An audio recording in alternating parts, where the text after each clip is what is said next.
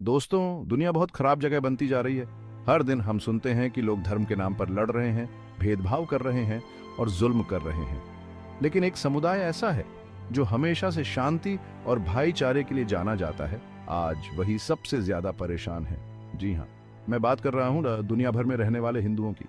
क्या आपको पता है कि बांग्लादेश से लेकर पाकिस्तान तक और जो देश खुद को धर्मनिरपेक्ष कहते हैं, वहां भी हिंदुओं को सिर्फ इसलिए सताया जा रहा है क्योंकि वो हिंदू हैं। उनके मंदिर तोड़े जा रहे हैं, उनकी औरतों के साथ बलात्कार हो रहे हैं और उनको जबरदस्ती अपना धर्म बदलने पर मजबूर किया जा रहा है। लेकिन सबसे बड़ा सवाल यह है कि इस पर सब चुप क्यों हैं? दोस्तों, अगर हम अपने पड़ोसी देशों की बात करें, खासकर बांग्लादेश और पाकिस्तान की, तो वहां हिंदुओं की हालत बहुत खराब है। ये वो देश हैं जहां कभी बहुत सारे हिंदू रहा करते थे, लेकिन आज वहां उनकी संख्या बहुत कम हो गई है। और ये कोई संयोग नहीं है दोस्तों, ये एक सोची समझी साजिश है। बांग्लादेश में दुर्गा पूजा के समय मंदिरों पर हमले, हिंदुओं के घरों में आग लगाना, ये सब आम बात हो गई है।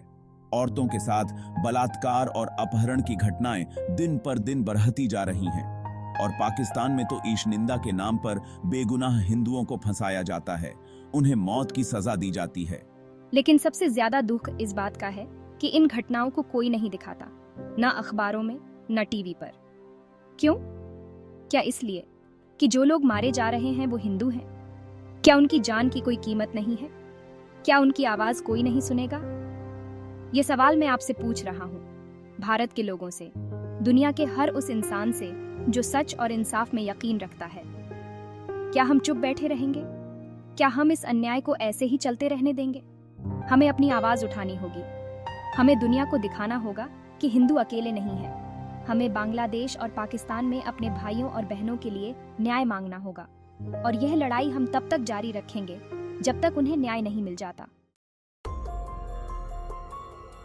दोस्तों, आजकल सब कहते हैं कि मीडिया लोकतंत्र का चौथा स्तंभ होता है। लेकिन क्या आपने कभी ध्यान दिया है कि जब बात हिंदुओं पर अत्याचार की आती है तो यह चौथा स्तंभ अचानक गायब क्यों हो जाता है? बांग्लादेश में जब मंदिरों पर हमले होते हैं तो अंतर्राष्ट्रीय मीडिया चुप्पी साध लेता है। पाकिस्तान में जब हिंदू लड़कियों को किडनैप करके उनका जबरन धर्म परिवर्तन कराया जाता है तो दुनिया भर के अखबारों में सन्नाटा छा जाता है। क्यों? क्या इसलिए कि हिंदुओं की कहानी से उन्हें पैसे नहीं मिलेंगे, या फिर इसके पीछे कोई और साजिश है? क्या यह सच नहीं है कि कुछ ताकतें जानबूझकर हिंदुओं की आवाज दबाना चाहती हैं? ये सवाल मैं उन सभी पत्रकारों से पूछना चाहता हूं जो कहते हैं कि वो सच दिखाते हैं।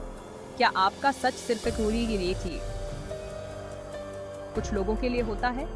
क्या आपका काम सिर्फ वो खबरें दिखाना है जो लोगों को पसंद आए, चाहे उसके लिए आपको झूठ बोलना पड़े? हमें उन्हें बताना होगा कि हिंदुओं की आवाज दबाई नहीं जा सकती। हमें उन्हें याद दिलाना होगा कि सच को कब तक छुपाया जा सकता है। एक न एक दिन तो सच बाहर आएगा ही।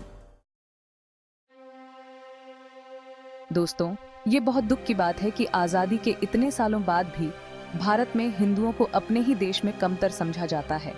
जो देश कभी हिंदुत्व का केंद्र हुआ करता था, आज वहाँ हिंदू धर्म और संस्कृति पर लगातार हमले हो रहे हैं। कश्मीर से लेकर केरल तक हिंदुओं को निशाना बनाया जा रहा है। उनके धार्मिक स्थानों का अपमान किया जा रहा है। उनकी आस्था को ठेस पहुंचाई जा रही है। लेकिन सबसे दुखद बात यह है कि जो लोग इस जुल्म के खिलाफ बोलते हैं, उन्हें चुप करा दिया जाता है। उन्हें सांप्रदायिक, भगवा, आतंकवादी और ना जाने क्या क्या कहा जाता है। उन पर देशद्रोह के केस दर्ज किए जाते हैं। उनकी आवाज दबाने के लिए हर हथकंडा अपनाया जाता है। दोस्तों, हमें यह समझना होगा कि अगर आज हम चुप रहे तो कल बहुत देर हो जाएगी। हमें एक साथ आकर इस अन्याय का विरोध करना होगा। हमें उन ताकतों को पहचानना होगा जो भारत को कमजोर करना चाहती हैं, जो हिंदू धर्म को मिटाना चाहती हैं। हमें अपने इतिहास को याद रखना होगा, अपनी संस्कृति को बचाना होगा और अपने धर्म की रक्षा करनी होगी। यह लड़ाई सिर्फ हिंदुओं की नहीं बल्कि पूरे भारत की है। यह लड़ाई सच और झूठ के बीच है और हमें यह लड़ाई जीतनी ही होगी। दोस्तों, जब बात इंसान के हीकू की आती है तो दुनिया भर के संगठन बड़ी बड़ी बातें करते हैं। संयुक्त राष्ट्र से लेकर तमाम मानवाधिकार संगठन सब कहते हैं कि वो इंसाफ के लिए लड़ते हैं। लेकिन क्या आपने कभी गौर किया है कि जब बात हिंदुओं के हीकू की आती है तो ये सभी संगठन अचानक गूंगे बहरे क्यों हो जाते हैं? क्या आपने कभी संयुक्त राष्ट्र को बांग्लादेश में हिंदुओं पर हो रहे अत्याचारों की निंदा करते हुए देखा है? क्या आपने कभी एमनेस्टी इंटरनेशनल को पाकिस्तान में हिंदू लड़कियों के जबरन धर्म परिवर्तन पर रिपोर्ट जारी करते हुए देखा है? नहीं दोस्तों, क्योंकि इन संगठनों के लिए हिंदुओं की जान की कोई कीमत नहीं है। ये संगठन वोट बैंक की राजनीति का शिकार है। ये उन ताकतों के हाथों की कठपुतली है जो दुनिया में लड़ाई झगड़े करवाना चाहती हैं, जो भारत को कमजोर देखना चाहती हैं। ये समय चुप रहने का नहीं है। ये समय इन संगठनों की दोहरी नीति का पर्दाफाश करने का है। हमें दुनिया को दिखाना होगा कि कैसे ये तथाकथित मानवाधिकार संगठन चुपचाप हिंदुओं पर हो रहे अत्याचारों को देख रहे हैं। ये लड़ाई आसान नहीं है दोस्तों, लेकिन हमें यह लड़ाई लड़नी ही होगी। हमें दुनिया को दिखाना होगा कि हिंदू कमजोर नहीं है। हमें दुनिया को बताना होगा कि हम अपने हिकू के लिए लड़ना जानते हैं, और हम तब तक नहीं रुकेंगे जब तक हमें न्याय नहीं मिल जाता। दोस्तों, आजकल सोशल मीडिया एक ऐसा हथियार बन गया है जिससे आप सच भी फैला सकते हैं और झूठ भी। लेकिन दुख की बात यह है कि जब बात हिंदुओं पर अत्याचार की आती है तो सोशल मीडिया पर भी उन्हें अक्सर नजरअंदाज कर दिया जाता है या फिर उनका मजाक उड़ाया जाता है। बांग्लादेश में हिंदुओं पर हुए हमलों की तस्वीरें और वीडियो सोशल मीडिया पर आते हैं, लेकिन बहुत कम लोग इस पर ध्यान देते हैं। पाकिस्तान में अल्पसंख्यक हिंदू समुदाय के साथ जो हो रहा है उसके बारे में कोई बात नहीं करता। और तो और जो लोग इन घटनाओं को सबके सामने लाने की कोशिश करते हैं उन्हें लोग बुरा भला कहते हैं, गालियां देते हैं, उन्हें चुप कराने की कोशिश करते हैं। ये बहुत बुरी बात है कि आज सोशल मीडिया पर भी एक खास तरह की बातें फैलाई जा रही हैं जिसमें हिंदुओं की तकलीफ को नकारा जाता है, उनका मजाक उड़ाया जाता है। ये समय आंखें खोलने का है दोस्तों। ये समय उन लोगों के साथ खड़े होने का है जो सच बोलने की हिम्मत करते हैं, चाहे वह कितना भी कड़वा क्यों ना हो।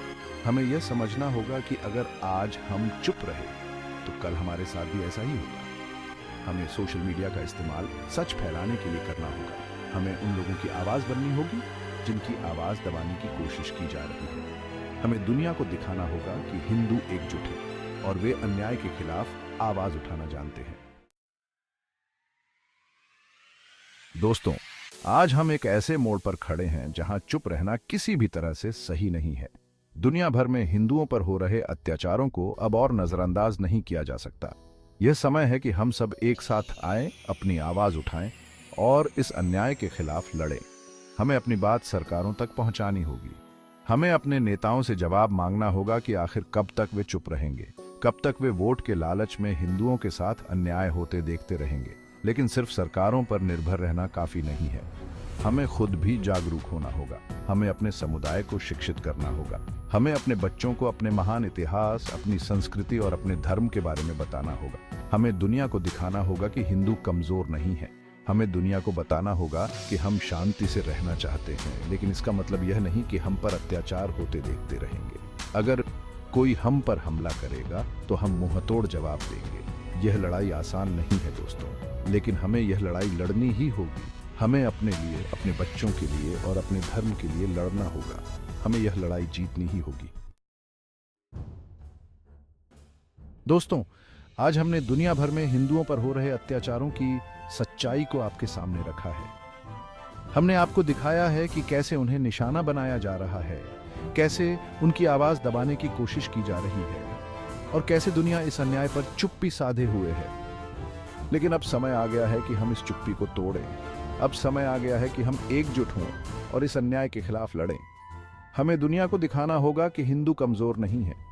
हमारे पास अपनी रक्षा करने की ताकत है और हम इसका इस्तेमाल करने से पीछे नहीं हटेंगे। ये लड़ाई सिर्फ हिंदुओं की नहीं है, यह इंसानियत की लड़ाई है। यह अन्याय के खिलाफ लड़ाई है, अत्याचार के खिलाफ लड़ाई है और इस लड़ाई में हमें जीत हासिल करनी ही होगी।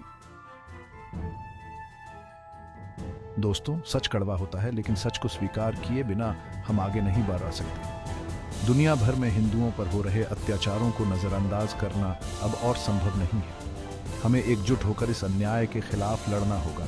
यह समय चुप रहने का नहीं है, यह समय अपनी आवाज बुलंद करने का है। यह समय दुनिया को दिखाने का है कि हिंदू कमजोर नहीं है। हमें अपने लिए, अपने बच्चों के लिए और अपने धर्म के लिए लड़ना होगा। यह लड़ाई आसान नहीं होगी, लेकिन हमें यह लड़ाई जीतनी ही होगी, क्योंकि सत्य की ही विजय होती है। सत्यमेव जयते।